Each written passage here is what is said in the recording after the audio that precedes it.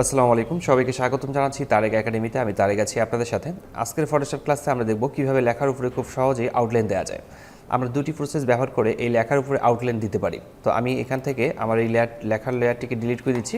Type tool select করব। Type tool select করার পর আমি এখানে টাইপ করব আউটলাইন।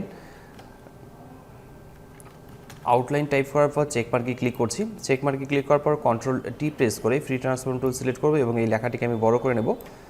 এই লেখাটিকে আমি আরেকটু বড় করে দিচ্ছি। ঠিক এই অবস্থায় থাকলো। এরপরে চেক মার্কে ক্লিক করব।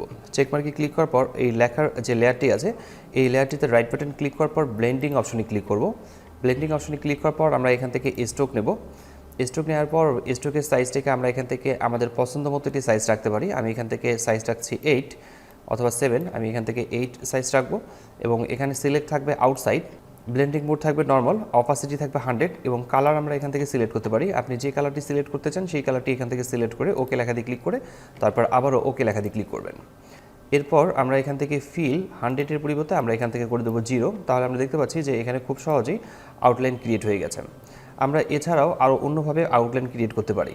আমাদের লেখার যে লেয়ারটি আছে এই লেয়ারটিতে রাইট বাটন ক্লিক করতে হবে। রাইট বাটন ক্লিক করার পর আমরা এখান থেকে কনভার্ট টু শেপে ক্লিক করব। কনভার্ট টু শেপে ক্লিক করার পর আমরা এখান থেকে পেইন্ট টুল সিলেক্ট করব। পেইন্ট টুল সিলেক্ট করার পর ফিল কালার আমরা এখান থেকে রাখছি নান।